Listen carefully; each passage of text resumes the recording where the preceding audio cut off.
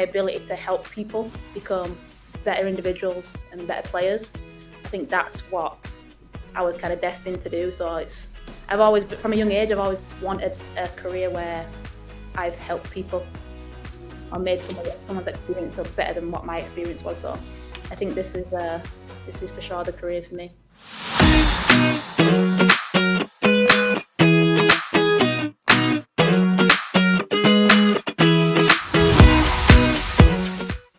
Good afternoon and welcome to the Reflective Coach podcast with Coach Luca. In this week's episode, I welcome English-born coach Paige Eli. She is currently based out in the US and has been out there for over 10 years now. She went out to pursue a playing career and now is currently coaching and is doing a very good job. And this was a fantastic time when I interviewed her, as she had just transitioned from an organisation where she had been for a few years into a new establishment, a new environment, new organisation.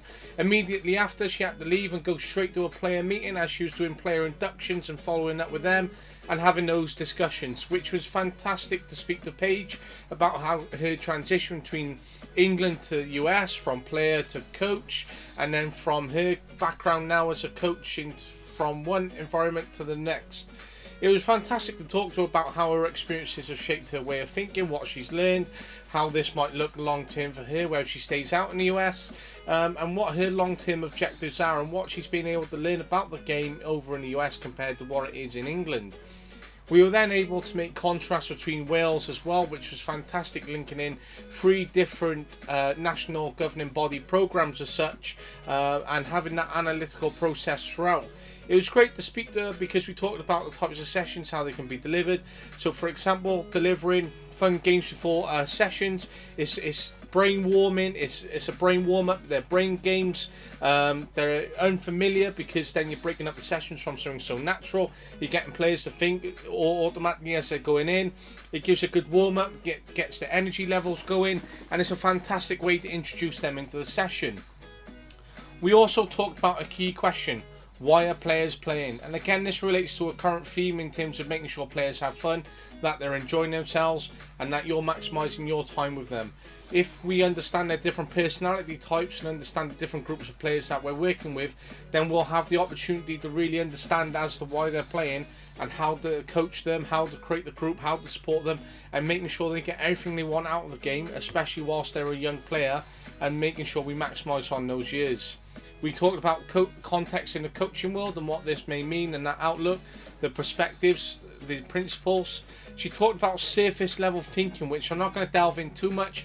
I want you to find out a little bit more about this within the episode itself, and that is a great context to think about itself in terms of that psychological output from players as well as coaches in terms of how we think, and the thinking cycle that's around there.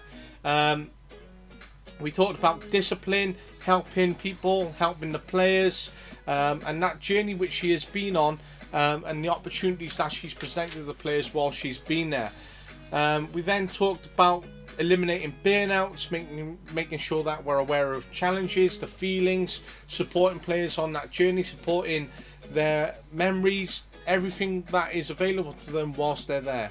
It was honestly so great to speak to Paige, and I'm grateful for her time, and hopefully we can have her on again in the future where we then can have a further context on how she has grown within that process and what she's been able to apply while she is at a new coaching establishment. It was great to speak to her. I really enjoyed talking to her. Paige is currently at Western Michigan University, where she has gone on to be an assistant coach. We talked about the role of an assistant coach and how that role may look compared to the coaches and managers that she has worked with and under, and now how that might look under a different manager and how the role may change in that responsibility that's given to her. I also talked about how the role of an assistant coach can accelerate the ambition towards getting towards a head coach, or whether you manage it or delay it, and how you can be that effective assistant coach whilst in the pursuit of wanting to be a head coach, and making sure that you're the best you could be whilst you're in that position. We work with a lot of coaches who want to progress and want to get to their destined levels and objectives, and whilst doing so, they're not really maximising every role that they're in, or they might maximise it to get to where they are quicker. But if they're not fully maximising because they're too busy in that rush and that cycle, then they're not really fulfilling the role and not really giving everything to themselves, and those that they work with in the full grand scheme of things. In that perspective, then it can really hold them back, hold the teams, because they're too busy trying to rush it and progress themselves so quickly. So that's a really interesting context, and I hope you enjoy listening to this episode with Paige Eli. It was really great to speak to her, and I really wish her the best luck on her journey, because she was so energetic when she spoke throughout. You could really feel it. I honestly want the best for her, and I hope you enjoy this episode as much as I did. You can find the podcast on Twitter, LinkedIn, Spotify, Podcast Addict, Anchor, and YouTube. It is at TRC Podcast _ on Twitter, the Reflective Coach Podcast everywhere else. I'm Anthony _ Luca 96. It's always a pleasure to see you and have you around. I hope you listen. I hope you drop a like, drop a follow, drop a subscribe. It's really appreciated. Leave a comment. You can follow and subscribe across all the platforms, and I look forward to this fantastic episode and hearing from you guys. It is a fantastic platform to deliver these episodes weekly to you, and I have such enjoyment in doing so. That's it from me. I hope you enjoy this episode once again, and I look forward to the next one. But whilst not rushing that process, enjoy this episode as much as possible and take as many notes. You can reach out to Paige on her socials as well and see what she's doing, and she is fascinating in terms of that program that she is coaching on. Again, good luck, enjoy, and see you soon. Good. Just honestly, just got in a little bit ago. It's like day 3 on the new job, so. Yeah, I was going to say, big congratulations to you, deserving of them. I saw the good news on your socials. Yeah. So super excited. It'll be a good challenge for me and another opportunity to grow some more as a coach. So I'm excited for it. Yeah, of course. So where was you before that? Before that kind of post? I was at Davenport, which is just up the road in Grand Rapids. So that's actually my alma mater. So I played there as well. So I've been there for a good 11 years now. I was there for 11 years. Which is a great experience in itself, because that just shows, good longevity in terms of that 11 years, and you can learn so much and, develop and grow after an 11-year period, and there's so much you can take away. But, at the end of the day, sometimes taking that step away after being somewhere so long, it, can be the right step forward. Yeah, for sure. I think the biggest thing is challenge and being put in an environment where I'm a little bit more uncomfortable. I think that's ultimately where you start to grow, right? When you're taken out of the comfort zone and all that stuff. So, yeah, I'm really looking forward to it. Yeah, you'll be a great asset to it, and it'll definitely be a good role that'll stimulate you and something that you can certainly learn from, and it'll be great for you. So, how does the role sort of look then from being only 3 days in long term? Hopped in straight away, into office, trying to contact some of the players, catch up with them, see how the holidays went, and then we hit the road on Saturday, go down to Florida to recruit down the ECNL showcase. So straight into it. I don't think there's any time to kind of dwindle or play around with things as soon as you hop into an environment like this. It's fast paced, right? So there's always something to do, I believe. When you're in a coaching position, there's always something you can do to get better. Someone you can get to know some more. Something you can read upon, something you can watch upon. So it's been good. Just I like it. Fast paced, always something to find to do. Absolutely, that's what the coaching world's all about, really. Fast paced, straight into it, learn on the job, and meet who you can. And these showcase events, from what I'm hearing from the outside over here in the UK, just sound truly fascinating and incredible. And I wish there was something that we had over here. Yeah, it's a great platform for the kids. Honestly, like, imagine putting yourself in front of hundreds of college coaches in one weekend and getting that exposure. And I think that's ultimately a kickstart for a lot of the kids that get recruited and go and play in college. You don't have that exposure in England, and I was a product of understanding how that worked. And it's just a different level out here in terms of the exposure that the young ladies and the young gentlemen are getting in order to go and pursue their college dreams. It's great, honestly. It really is great. We can watch hundreds of players in a day. Yeah, which is great. So the benefit on our behalf is rewarding as well. Absolutely, and it sounds like a win-win, because you might have a club where a player could be out for a few years, and the academy coaches or those who are in charge might go, do you know what, this player doesn't fit our philosophy, but we're going to keep him in the system.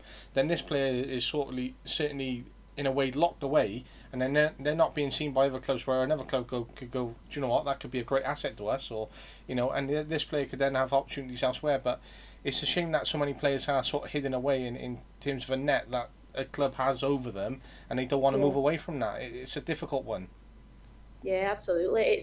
It's fascinating because the magnitude of just soccer in general out here and the opportunities, it's massive. There's so much, and I think any player will do themselves due diligence by just putting themselves out there a lot more. And you start to see it on Twitter now, where all these kids marketing themselves on Twitter. I think it's fantastic, honestly, because 11, 12 years ago, like when I was in this process, nothing like that was even thought of. So I think it's brilliant for those kids who are maybe kind of hidden behind doors at clubs. But it's, like I said, it's a different world out here. Of course, and so in that sense, did you go through the American system then yourself, or were you in the So UK? I was in the UK until I was 18. So I did all my schooling up until university, and then I came out to Davenport, studied and played there. And then actually, when I graduated, after playing, I hopped straight into assistant coach, and I was very fortunate to get the opportunity to do that under the coach that coached me in college. And then I studied my masters as well, and then was able to somehow get the head coaching job as well. Sounds incredible, because I was going to say you can hear a bit of an English sort of accent in there somewhere. And I was going to say, did you come from the UK? But it's an incredible sort of journey to talk to someone who's been through it yourself at 18, deciding to leave the UK, go across to America, and suddenly 11 years on, and you're in an incredible position. So, obviously you wanted to follow that playing pathway, and, it didn't work out. But would you have changed it any other way to be where you are now? I wouldn't, because I think I'd be in such a different position. A lot of people ask me this because, I mean, when I played in England, I was fortunate to play with some very good players who are still playing right now. And a lot of them decided to stay in England, and now they're playing in the WSL, and some of them are over here. And I think I was meant to do this.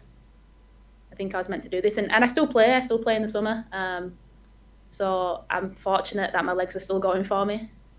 So that's not been taken away from me in terms of the playing side, but the coaching side and my ability to help people become better individuals and better players. I think that's what I was kind of destined to do. So I've always, from a young age, I've always wanted a career where I've helped people or made someone's experience so better than what my experience was. So I think this is for sure the career for me. Which I'm glad, and it's great that you sort of realise that, and it harnesses what has always been inside you, and it's great that you can fulfil your potential and beliefs in terms of what you want to do. So you've ended up working full time pretty much since you started coaching out in America, and that's obviously something we don't tend to have here in the UK so much. Obviously, unless you get a really good full time head of FDP, head of YDP, etc., full time academy role in that sense. In terms of the opportunities that are out here, even though we got an incredible academy system, I feel there's less jobs here in Britain compared to what there is in America, and it's a difficult one because I've spoken to a lot of American coaches this week. I've spoken to some British coaches which are over here, who are now going out to America, and I've got my UEFA B, but I can't land a full-time job no matter how many I've applied for, and unless I move away to England, and I'm like, but I could go and do that job in America full-time and have loads of fulfillment and enjoy life probably more than I would here. But there's a lot more full-time jobs out there if I was to go with my UEFA B, for example. Yeah, the resources are, I say the resources and the investment, brilliant. They really are brilliant. I mean, I've only been at Davenport, but the investment that they put towards me, phenomenal. And they want the players, the student athletes to succeed, right? So they understand that level of support, somebody being there all the time, it's necessary. It's a necessity. Now we talk full time, like is it the highest paid job? Not necessarily, but I think when you get some of the perks that you get with it, like, and you enjoy being there every day, like there's nothing better than you can get, right? So a lot of it comes down to resources for sure. And again, that's what it's about. Because if you love it every day, as much as difficult then, financially and in that money, I to say I wouldn't care about the money. Obviously, there would be a point in my life where I would have to. But I think, if I was to go out, it would just be the enjoyment of doing it every day and being able to do it full time because, I have this passion and love for it. And then when I'm doing it away, in the evenings around other jobs to obviously, try and fill that full time gap, you want to do it full time, but then it's difficult because it's not that full time. But if I was doing it full time in America, it would just be an enjoyment to coach every day like you're having. Yeah, for sure. I've been in your position. When I went into assistant coach role at Davenport, I was part time, but I was part time working full time hours, and it didn't bother me because I just loved it so much. And that's the rewarding piece, right? You stick at it and you continue just to do what you do every day and put in the hours, commit yourself. It pays off. It definitely pays off. I can guarantee you that. You just have to be dedicated, and again, you've got to love it every single day. And that's showing with the work that you're doing now. So you have landed this great role, and it's a bit of a change after 11 years because you've found some continuity and done really well there. Um, so do you have sort of like a 5 to 10 year plan now where you would like to see yourself following this move, or is it just have this move and see what happens? So it changes all the time, in all honesty, because I think I don't want to give myself an ultimate goal because life changes every single day. Like it'd be great to say, yes, this is where I want to be in 10 years, but that could change very quickly. I think for me, it's just enjoy the present moment that I'm in. Um, I jumped on this opportunity because number one, I get to work under a head coach that's phenomenal. And personally, I believe I've got so much more growth to do and a lot more to learn. And I want to put myself in that situation. So if I do hop into head coaching again, I'm well more equipped. I don't think you're ever going to have all the answers or all the tools in your tool belt, but to get more experience, be mentored by somebody that's really good at what they're doing, learn things that I'm not good at that he's very good at. It was a no brainer. As hard as it was to leave Davenport, for sure, it was definitely a no brainer. And the next step in my career right now, it was definitely the choice I had to make. And it's definitely interesting when we sort of talk about objectives, ultimate goals, and taking things in our stride and enjoying here and now. Because I suppose when I was younger, I had a long term goal in terms of more of a dream than a goal of where I really wanted to get to. And now the years are sort of surpassed. I'm at an age where I'm like, right, I need a bit more of a strategy in terms of how I'm going to go about this. And it's really paid off in the last year, and I've seen that. So I've set myself a bit more of a strategy this year. But I think instead of setting myself objectives, I'm going, right, I need to do this to sort of get there. Even they kind of are objectives, but it's not like an ultimate goal as such. And I think just little stepping stones more than anything, because otherwise you can become too lost in what you're doing sometimes, and then you don't end up moving where you could or should end up being. And then you talk to people who are in positions for a long time, you're like, oh, that never happened for me, or that never paid off because I've ended up being too comfortable in one place. So it's definitely interesting in terms of trying to find the right balance and what works for each individual. Yeah, two words come to mind when you said that. Number one's flexibility, and number two is adaptability. I think if you can have those short-term goals and be able to be flexible if something changes and being able to adapt quick, you're in a good place. I think you put yourself in a position for anything in the future. So I think you're on the right path, my guy. Love it. And in terms of that, then, obviously, as coaches, we all build our own philosophies, our own way of wanting to do things. And as an assistant coach now, as you say, you get to learn off someone above you, and it's great because that could end up shaping your philosophy, or you could take things away for when you want to get back into head coach. And again, as you said, flexibility and adaptability are key. So also, you might need a bit of that going into an assistant coach role with your own philosophy, because it might not marry up in terms of what might be the values and identity of where you've gone. Is that difficult at times to sort of comprehend, or is it completely like, yeah, great, this is my philosophy, but I'll park that to a side because I'm going to learn all this? It's important that what you believe in sticks with you, for sure. But you've got to collaborate. Like in these settings, you've got to be able to collaborate, and there's never going to be the collective moment where everybody agrees on things, and that's the beauty of it. That's where you learn from each other as well. Um, I think there's times where in these positions as assistant coach, you're a great devil's advocate, and that might spur your head coach to think of something different, and vice versa. So, yeah, I think you put yourself in these positions, and you've again you have to be flexible. I think my philosophy will always stick with me because my philosophy in terms of coaching is more so teaching life through the game of soccer. Um, And I'm a big believer, like, if you can win at all the life values, that easily transfers onto the pitch, right? So if you can be disciplined in your daily routines, you can take that discipline onto the field. If you can be committed, you can take that commitment onto the field. If you can be on time, you can take that being on time to practice. Like, I think if you have all those and you have consistency in all those, like, that will translate into your game on the field, and that's what creates winners. I think of having 11 of those on the pitch, playing 90 minutes, all doing the same things, all having the same commitment level. Like, how do you not win?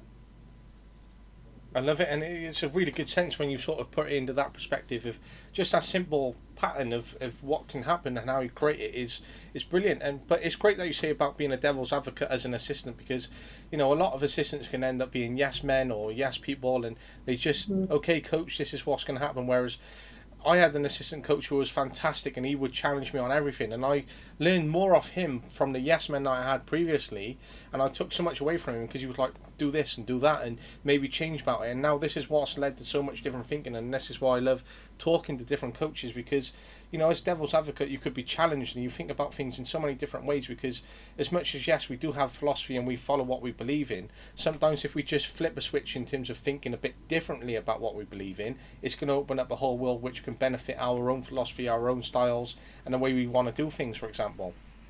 Absolutely. I don't think as a coach you can be inclined to be a surface level thinker. I think you always got to go deeper. You've got to go way deeper, because there's a lot of context to a lot of things in the coaching world. So yeah, the ability to have an open mind and take other perspectives, it's so important. So important. Again, growth. It's important for growth. It's important for learning. And if you're a closed book on that stuff, you're gonna get stuck. 100%. And that's what sometimes when you first start out, when you are coaching, you can be molded in different ways. And it's great because you can really learn so much when you are young. But some young coaches are so focused on what they've read, what they've learned. They want to be the next Jose Mourinho, next Pep Guardiola, and so on. They're a bit closed-minded because they're like, I want to do this and this is how it's going to be. Whereas I was a bit of, I will admit, when I first started out, I was a bit like that, and I didn't want to be told that my way was wrong in any way. But when it got to that point and I had the right person saying, well, what about this way? And then I had a bit more work with the head of coaching at Newport County. He really then opened up in terms of different ways of thinking. And then it created a whole world for me, which I've fallen into now. And I just love, seeing different ways of thinking. And that's why I've ended up describing myself as a psychology coach. If I was on the pitch, I really want to get in the heads of the players, and I really want to get into the technical, whereas someone else can do the technical side. But I love challenging because I want to get through to their thinking and break down their barriers or things that they've sort of built up in their head, because I just love getting through and the mindset of individuals. And it's the same with, I love people getting through the mind and having these challenging or great conversations which can stimulate thinking. Yeah, for sure. I mean, there's so many tweaks that you can make. There's so many adjustments you can make. Like, I don't think the information in soccer is necessarily has to be this way, black and white. It's you 100%. can be as creative as you want, right? If it makes you win, it helps you win. It helps you win. So yeah, you have to be a sponge, right? And just soak in everything that you can. And again, you've got to be very open minded, very very open minded, and be okay with being told that what you think on or your perspective on a certain thing isn't the same idea as somebody else's. You've got to be very very open minded and be able to take that little bit of information from somebody if you don't want to hear it. No, of course, and I love that. And it is not just black and white, because, and that's what's one of the frustrating things about football courses as well, because we obviously have to have courses. There has to be competency levels, and we have to achieve certain objectives that are laid out in a curriculum. But it's when you get told, oh, you haven't done that, you haven't done this. Well, yeah, but it's not black and white, is it? It's not Right. 100% this way. Just because you're expecting it this way doesn't mean it's entirely wrong. And that's what really frustrates me when coaches get failed or they have to sit reassessments, because it's like you have to box tick and put things to a side just to get through the course, which can be really frustrating. Yeah. So just come to mind. So imagine if every coach that went through UEFA B coached the same way. Like, what would the game look like Yeah, on the weekend? Like, you've got to have your own little add your own little spice to it. And and that's why the game's not black and white. I think it gives it's a great tool, a great licensing. It's great for structure, I think, and understanding management. But in terms of the X and O's of the game, I think you can be creative if you want. I 100%. don't think anything's ever black and white. Look at how the game's evolved. Like I remember when I lived back in England, 4-4-2 was like the only formation I ever played in. And now we've got so many different variations. You've got 4-3-3, we've got a 3-5-2, you got a 4-2-3-1. People can't, like there's so much that people changing. And it makes the game better because it makes the game more challenging. Oh, of course, even from a coaching and player perspective, and to constantly change the formation now, as much as we want consistency at times for players to understand and feel comfortable, but by changing formations into those different styles, players don't become limited in only playing in a 4-4-2, and that's what I've seen where I've taken over an under-19s team now, is I'm playing players in different positions, and they're like, but I've never played this, we've only ever played this way. I'm like, yeah, but your thinking has only ever been tailored to this way. How about you play in this position and think about how you can develop by playing that, and how much more you can add to your skill set, and how much more versatile you can be. So if this player's injured, you're going to get the start, or you could get the start because you're offering more, and you could end up having an increase in assists, or you're having a bigger impact in the game by playing here rather than the one you've been playing for the last 10 years. For sure, yeah. I think a lot of people forget just because the formation changes doesn't mean your style of play has to change. It's you just get moved maybe a line higher up the field or a line deep in the field. Like, your style of play doesn't necessarily have to change, and I think that's super important. And I actually learned that a couple of years ago when I was just doing some research. Like, just because your formation changes, your style of play does not have to change. And that's maybe something that the youth need to understand as well. That you're not expected to play a different version of you. Right? Still play you, but you might be required to do it a little bit better in different positions on the field, but still play you, still express yourself in the game the way you're supposed to. And it's really interesting that you say that about principles and that your style doesn't have to change, or it can change dependent. Because I'm just thinking there, because Jose Mourinho obviously has principles and he has a style of play, and his principles are not changed; they stay exactly cemented as they are. But you might just tweak the style to the game. Whereas when I read a book by Alistair Campbell, who was a politician, he says about changing your style to adapt then the principles towards that style. So it's quite interesting in terms of how you approach that then in terms of maintaining those principles. And it's interesting in terms of the different approaches which people can take. And even though we can have our own principles and we can stay strong by them, the system can change, and that's why the coaching world is so interesting. It is. There's so many different perspectives, for sure. And I'll take little pieces from other people, and I'll think about it, and I'll be like, why have I never thought about that before? But it just opens your mindset, broadens your mindset so much more. And every team's different. Every team has different personnel, and some of those things that you pick up from other people, you implement them, and they work way better than you thought they would. So, absolutely, it's fantastic. It's fantastic. Twitter's probably my favorite tool. I don't know how many coaches, different people in the game that I follow on Twitter, but some of the content is fantastic. No, it's brilliant. And some of the time that people put into putting things out there, it's brilliant. And that for me is where I get my learning from. Most of my learning and ideas and methodologies, like it's brilliant. I love Twitter because it's so much is shared in you, connecting with coaches like yourself and having then discussions like this. I just think Twitter is a whole world which is there for networking and connectivity, and once you find the right platform in terms of getting into the right area of Twitter, it's all available to you, and it's such an amazing resource. And it's very different to Facebook. Facebook, you can have Facebook groups, etc., but that's very general, and you end up losing yourself in general life on there. And that's why I had to deactivate it, because I was like, I find Twitter such a learning tool and such a benefit, and it's not just social media. And I was like, have to get off Facebook. Yeah, I agree, and I feel like it's so much easier to connect with people, as you said. But yeah, massive learning tool, massive learning tool, and I hope it never goes. I saw a little rumour that it was gonna get shut down. Yeah, I know. I was panicking a little bit.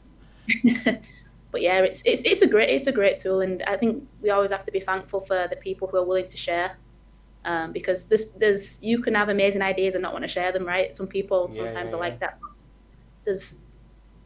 thousands, maybe millions of people that are just sharing brilliant ideas that people are utilizing, and it's working for some people, or it's helping people grow. So you've got to be really thankful for those individuals that continue to put out content and do research and show film, show video clips. It's brilliant. Definitely, and let's hope it continues that way because otherwise you wouldn't see the work that you're doing out there, and it wouldn't be great for the players who are sharing so much in terms of these showcases and putting themselves out there because it's such a benefit to them. And the game is evolving and growing massively in the US, and you're in an amazing position to be out there right now. And it's certainly interesting then to see how that game will change across the US and what impact that you can have within it. So it's definitely interesting in terms of how the game is and around in America, especially how different it is to the UK here, because also you have your club system. Mine's gone completely blank now. Club, high school, college system, which obviously we could take so much away in the UK because of that, but it's totally incredible in terms of what's out there in America, and you can play a part in shaping that as well, which is fantastic because the game is constantly growing and adapting in America itself. Yeah, I think for kids out here, there's always a place to play. Now, sometimes it might come at a cost. It's a little bit different in England. I can speak for when I was growing up. Times might have changed. I'm not too intact with how football is over there and in the youth system anymore, but I didn't have to pay that much to play. And it's a lot different out here. The kids that are playing at the top level are forking out quite a bit of money. Parents are forking quite a bit of money out of the back pockets, which I think is worth it for what some clubs are providing. Absolutely. But I always think about, okay, what about that other percentage of kids who can't afford that? Like, what do they have? So I think some kids also miss out on that opportunity. Some kids that might be really good caliber player, but just don't have the opportunity to be at a high level and get coached by top level coaches. So, but in terms of, again, the magnitude of how many opportunities, how many places they are to play, the facilities are phenomenal. Like they've got it all out here. And it's great that they do have it all, and a lot of coaches that I've spoke to have talked about this pay to play program which is out there, and how much parents and players are forking out, and how much travelling and commitment is required of them. But then it is a shame for those who are missing out and don't have that accessibility towards it, because there is so much untapped talent in America, because it's a huge geographical space, there's a huge population, and much bigger than England. So in realistic terms, in the next 10 years, 30 years, however that's going to evolve and grow, and the game across America opens up, and there's more coaches, more recruitment, more clubs, the national system might change, so you end up having a bigger national pool and the quality. It's certainly definitely interesting to think about, but it should be a case where America could end up having the biggest national pool in the world of some of the best talent, and they could pick from 50 players for their national team and not even hit like the silver level of player, for example. Yeah, for sure. It's exciting. It is. It is very, very exciting. I think both on the female and male side, like, man, you got your pickings right there. Absolutely. You got your pickings. How England's a little bit more condensed in it, so they probably know their go-to places. But here, man, you could probably find a kid out in Alaska that might be brilliant that nobody ever sees, but they're still in that pool of players in the US. So I know it's like I said, it's mind blowing. It actually is mind blowing. I think as I got older, being out here, I've started to really understand how big soccer is becoming out here. Absolutely. It's very mind blowing. I'm just like, I love talking to people out in America and just seeing it on socials, because I just think it's an amazing world to be in, is America anyway. But then when you look at the soccer world and how much is going on, how much is going to grow, how much is going to evolve, and when you look at sort of situations like that and the detail, it's just fascinating. It is very. It's a shame that I think women's soccer in England weren't at that point, but I think the growth that they're seeing in England now, it's amazing. And now with the women's team winning the Euros, like I'm excited to see how many more young women start to play the game. Absolutely. Because I think it shows a lot for what the country's doing in terms of soccer, and that for me was probably a highlight of a lot of history in women's soccer was England winning the Euros. Because man, what a platform they've a new platform they've started to set now. So Yeah, and it's great because I was talking to a player, and she used to play in the system as a youth player, and she said that she would have to travel hours on end just to sometimes play a league game or then a friendly against the club. And you're like, but you shouldn't. As much as there are local clubs, there wasn't as many back when she was playing, and you're like, yeah, you shouldn't have to be traveling 6 or 7 hours collectively over one day to play one game just to play another female team, for example. yeah. It's honestly it's same out here. I mean, you look at ECNL side of things. Um, you could be traveling from Michigan and going to Missouri. That's a it's a long car drive or it's a short plane journey. Um, like to play the same caliber of type of game and get the Mm. same caliber of players. So similar out here. Again, the levels kind of set that precedence there with how much you travel in terms of the level of competition that you want to play.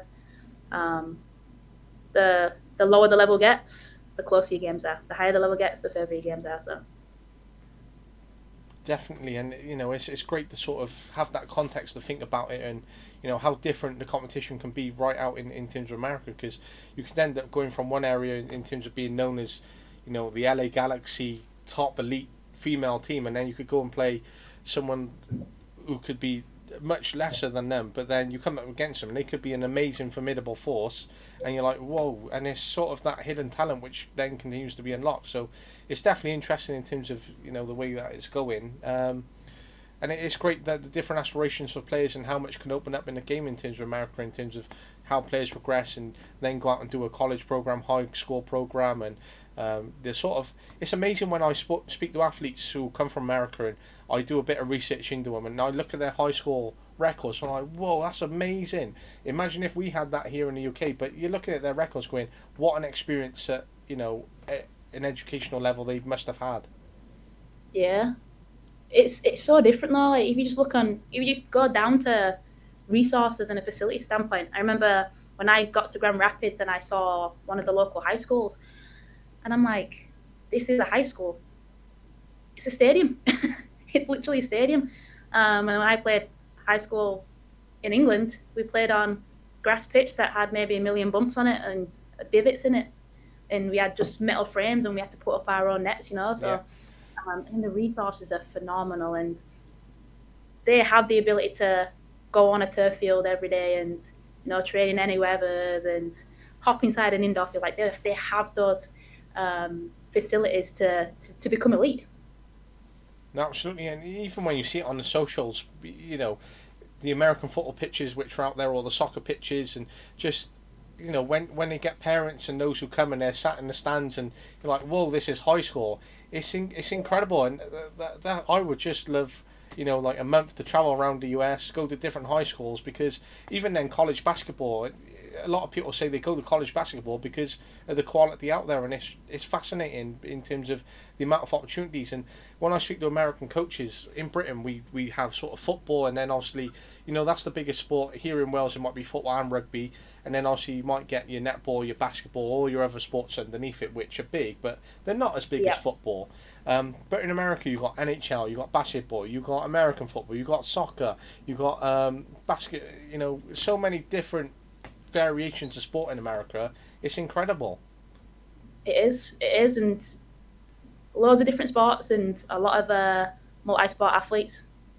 A lot. And to be fair, I've always kind of hindered on, is it a good thing that some of these kids are playing more than one sport? And it is, because I think there's so much that translate from tactical standpoint. Like I think there's things in basketball that you can take, and especially on the defending side, that can apply into soccer. It's interesting because it might have been maybe a month and a half ago, 2 months ago, when I was at Davenport. I was watching the women's basketball team train, um, and they were working on defending. And I'm looking at it and I'm analysing how they're doing it. And their shape, it basically is pressure cover balance. And I'm like, that's exactly what we do in soccer. So a lot of it translates. A lot of it translates, and I think it's fantastic because it helps kids develop not just maybe on the understanding the game more tactical side, but also movement and the physical aspects of what games require in general. So yeah, and it's brilliant that there's so many sports and kids can be exposed to so many different environments. Of course, and it's so beneficial because I think netball's such a great sport. I never grew up playing netball. It wasn't something that was integrated in a PE program. When we were sort of I was on the back end of the dark times in education here in Wales. So typical. Would you go and teach netball to boys in primary school when I was growing up? The answer would have been no, definitely not. Right. Now it's very acceptable and it's great that it is. And that's something that I started to integrate within my coaching sessions, even though I've never experienced it as a child growing up, but I've been able to take part as an adult in terms of female PE staff who have set up events in schools that I worked in. They said, right, let's get everyone playing, and then it's a great warm up because the players off the ball are realising what they need to do, and then they're out of position, then they're communicating more. Then it's pass, go, move. Can I get the ball into the end zone quicker? Can I get it out of the end zone? And I just think it's fantastic warm up. And when I originally set it up as a warm up, the boys were like, "Why are you playing that ball?" And it was breaking that stigma, but they come away from it going, "Can we play netball again?" That's brilliant, and I'm sure there's little pieces that they take out of that game and they can do it in the training session. So Yeah, I love it, and the integration of other sports. Just because we are playing football or soccer, doesn't necessarily mean that we have to tailor every session to football or soccer. Right. We could play we could play rounders, football rounders. You kick the ball and then suddenly you have to play a game of rounders, and that's a brilliant warm up. And I know in the summer it's great because it gets everyone involved and creates that community environment. But then it also breaks up in terms of all these intense sessions that we can have all year round. Yeah, for sure. A little bit of fun always goes a long way. And think about engagement, how much more they're engaged moving into the next part of a training session. It's something that when I was head coach at Davenport that we'd do often is we'd play a fun little game before we started the session. And it just got people clicked on and switched on and kind of out of the shell a little bit and ready to go. And I think it's always a great way to start some brain games and some fun, something that's not familiar all the time. I don't think it ever hurts to do something like that. And that's really important points there, and it takes away then because we don't have to do everything in a traditional way of, all right, you do your warm up, then you might go into a technical work, then you might do SSG, and that's how every session is going to be because it relates then to guided discovery learning, whole part of whole sessions, starting off with fun games, the brain activities, warm players up, especially if a player has been in school all day and they've then gone home, they switched off a little bit, and then they're coming out and doing their training. Some might be really up for it. Some are like, oh, do you know what? It's a bit late in the night. I'm a bit tired. So just getting that brain activator going can really help transpire the way the session could go or the way that you want it to go. Yeah, and ultimately they just want to have fun. Yeah, that's it. They just want to have fun, right? So if you can implement something right away that brings them enjoyment, I think you've won them over for the rest of the session, hopefully. And in that sense then, over a coaching year, would you say that you are really intense in all your sessions, or you spend more time on fun, or do you try and get that balance? I think it's important to have a balance. I said a lot to the players at Davenport when I coached them, like, we have to have a standard that's always driven. Whether we're having a really fun day, I still expect there to be a certain level of competitiveness, right? We can have a laugh and a joke, but do things properly, right? Whilst you're doing all the fun. So I think you've got to be balanced, but you can't go away from your standards at the same time. And I think you can do that. I think you can definitely integrate that in your training sessions.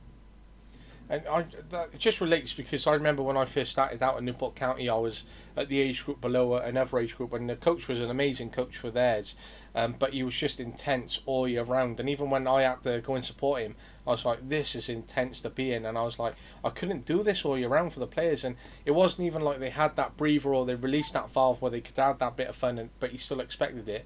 It was just intense. I was like, they just need a bit of a breather. Yeah. It's an important piece. Like, you always have to ask yourself, okay, why are these players here? Like, why do they love playing the game, right? And a lot of it will stem down to because it's fun, something that they love to do. So you have to keep that element within everything that you do. I think the moment you take that away from them is the moment they start to not enjoy the game, the moment they start to not play well, perform, and I think it just downhill spirals from there.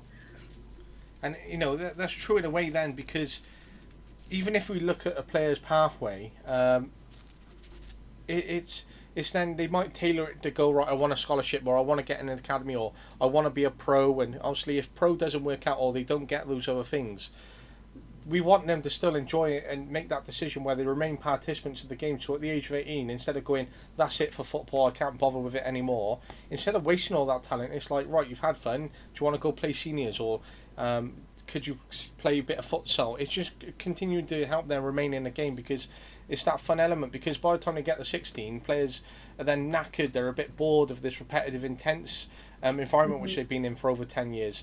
Whereas if they could just release the valve and still have that happiness and what drives them, at least then if they go into seniors and go, right, I'm not going to pursue this dream, but I'm just going to enjoy seniors for what it is, then at least they're doing it for all the right reasons. Yeah, for sure. I think as much as you can as a coach, you've got to eliminate doing things that lead to burnout. Because burnout's a real thing. I've seen it happen to some really young kids, and it's actually sad to see. But you've got to eliminate burnout, and you eliminate burnout by making sure that you have the elements of fun. It's still challenging, and they're still feeling the good feelings from the game, right? It's competitive. They're winning. They're growing. They're developing. Like, you got to do as many things as possible to eliminate that burnout. And you know, that's what you can see between obviously now the UK and US. And I know you said you're not in touch with it. So over here in the UK, they have a JPL program, and it's very much built on competitive football from a very young age. So, you know, when my team in Wales might play a team of under eights in England, and we're not competitive, but they are, so they might compete for a cup, compete for a league. So it's very intense for them. So in terms of that, going out to America, do you think that it works not having a competitive program at a younger age, or would it be something that you would instill if you were in charge? I think it works not, because I think ultimately for the young kid, you've got to get them to enjoy it first. I think if you go, you can still get them to enjoy it and compete within that enjoyment. I think if it's straight into competitive, how quickly are you going to lose them? Like, do they, you take maybe what, U6s, U7s? Do they fully understand the winning of the element of winning and feel what that feels? Or are they more bothered about playing with the friends? You know what I mean? So I think there becomes a time where, yeah, that the switch over has to happen, but ultimately it's about developing them and them having fun and then stepping into that competitive environment.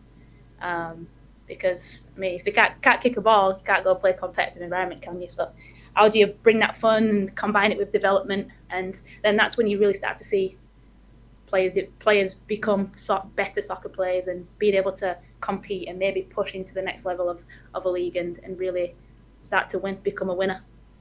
And you can really see that, you know, it can be argued in a way in England because they're developing so much talent and you're seeing more players come through. But then over here in Wales, we just launched a high performance strategy, and it's more of a 5 to 10 year plan in terms of what's going to happen. And it's the whole point is to try and maximise our population because it's not as wide as England, and to try and develop a really good national team.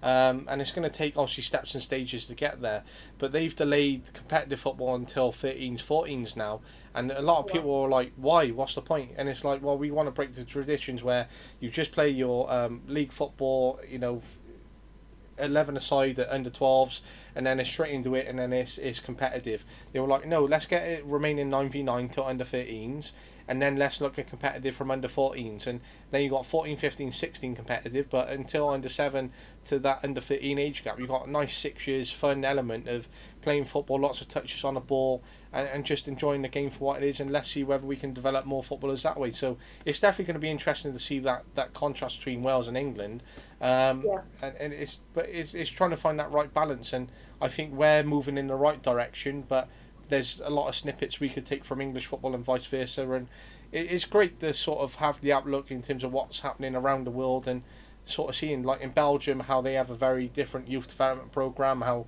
then you go out to Germany and they scrap it at some clubs. It's certainly interesting to see what's happening. Yeah, for sure. That's interesting to hear about Wales. I never knew that, so I'm intrigued to see how that kind of phases out over the years and how it helps with the national team kind of system. But I think it's brilliant, and you really break it down and think about it. They play non-competitive up until what do you say, U14s, Yeah, and you're only adding 2 players onto the pitch, yeah.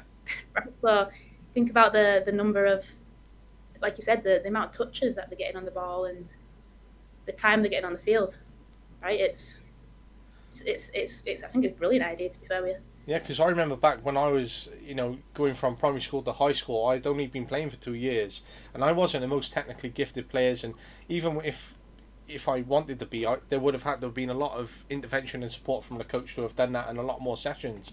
But then I went Yeah, straight to a massive field, 11v11. I didn't really understand the game as much as I could have because I've only been playing for 2 years. Then I'm trying to score in these massive goals. I'm running up massive pitches. And now it's more like, well, let's remain with smaller pitches. Let's remain with different size goals. Less players on the pitch. And it's fascinating to see from a coaching perspective, in contrast to when I was a player. And you're seeing so much growth for these players in contact. So for example, at under sevens, the players might start here, but they don't. They play 4v4 without a goalkeeper.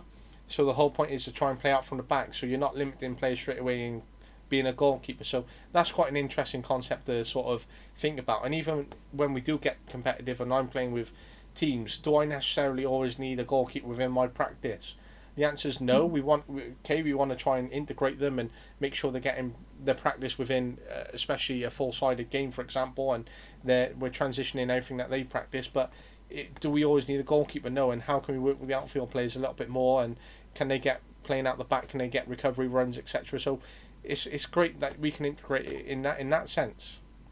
yeah, for sure. Look, think about the amount of repetition that they get, in those sessions, and that's important for them becoming better individuals and understanding, what's being taught to them. So I think it works. I think it is something that's proven that is working for sure.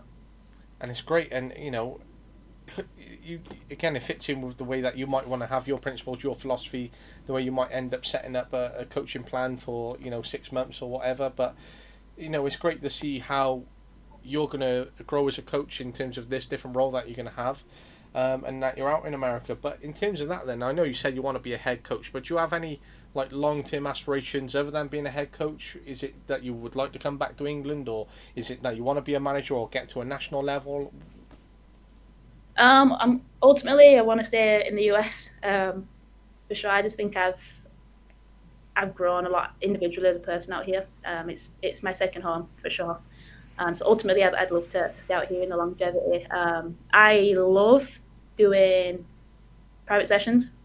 I love working on the technical side of the game and breaking down the biomechanics side of things. I love that. That's just something that I've always really liked to do. So I'd really like to have my own business, in the long run, and solely for me, just working with young females in the game, um,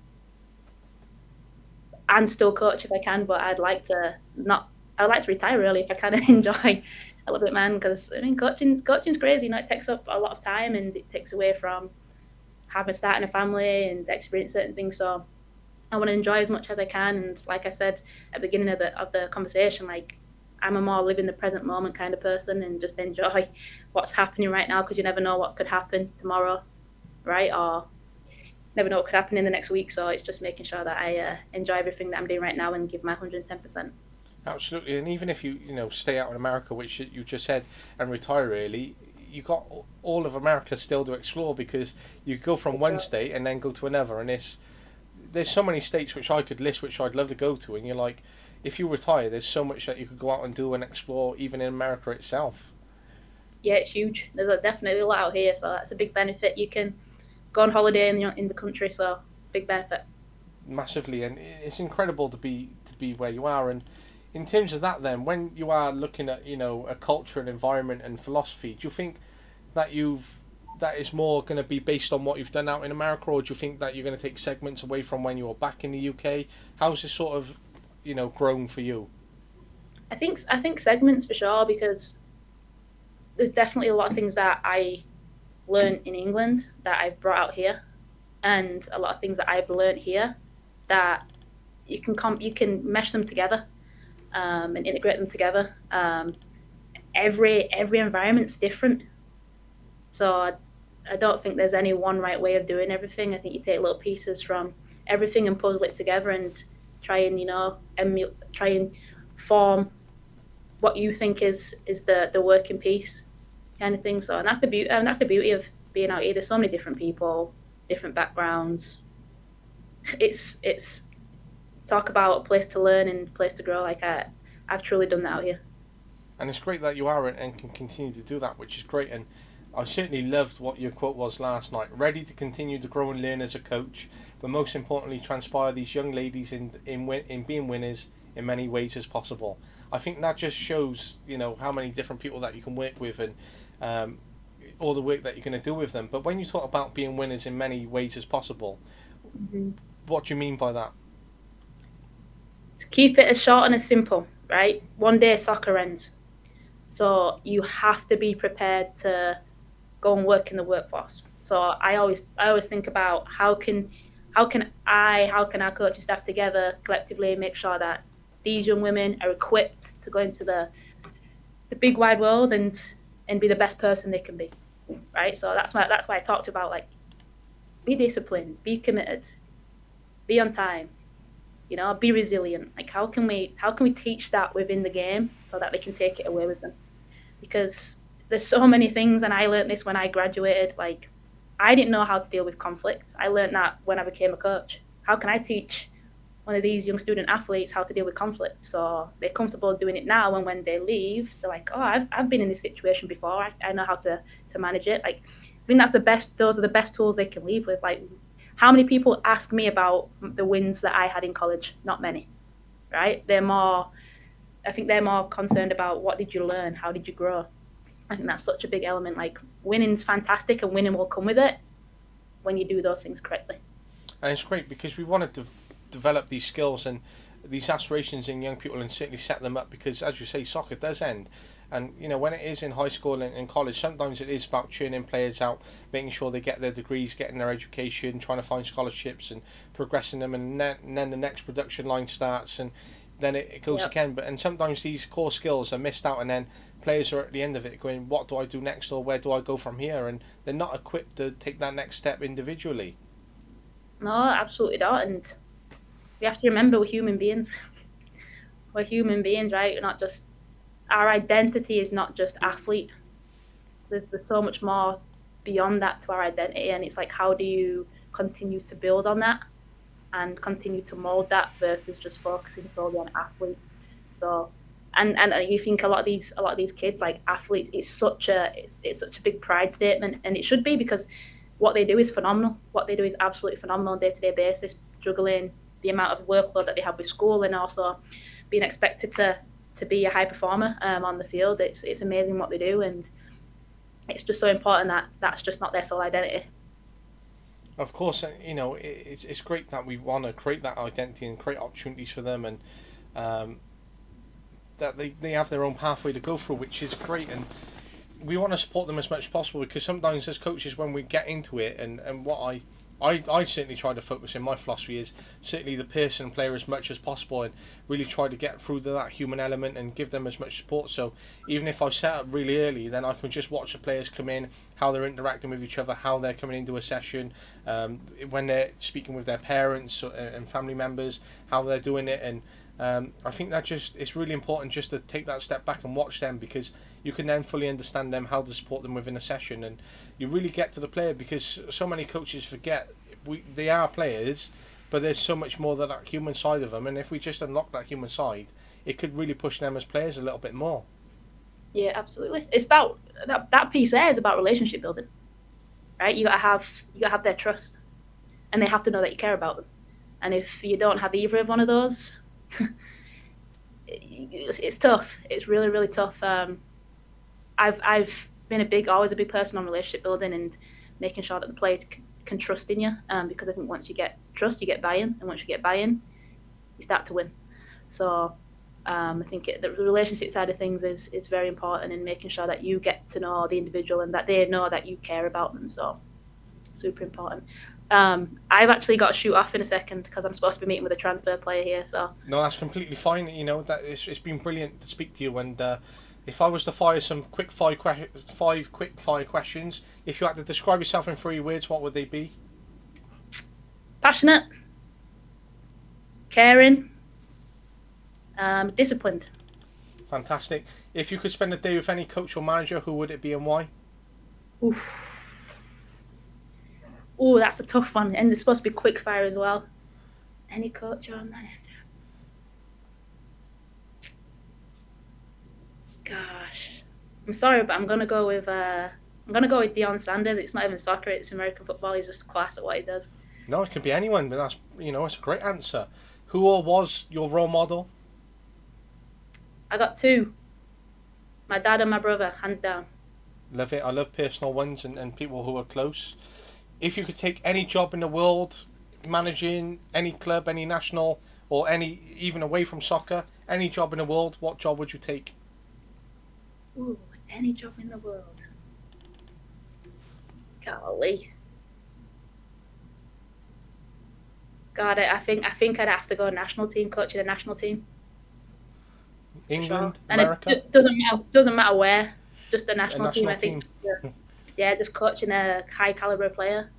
That'd be incredible, wouldn't Highest it? caliber player. Yeah, And a last one to finish on. What is one thing you enjoy most about coaching? the relationships that you build, for sure. Yeah. Brilliant. Well, good luck on the role. You've been a superb appointment, and they're very lucky to have you. And it's been great to hear what you've done between going out from the UK to the US. But the players are lucky to have you. I wish you the best of luck, and I definitely will be picking your brains at some point about going out to America. But honestly, it's been great to connect with you. It's been great to have you on, and I'm so appreciative of your time and being able to fit me in. Thanks, Luke. I appreciate it. And if there's anything I can ever help you with, just let me know. Reach out. Brilliant. No, that's really helpful, and I appreciate it. All right. Thank you. Appreciate it. No worries. See you later.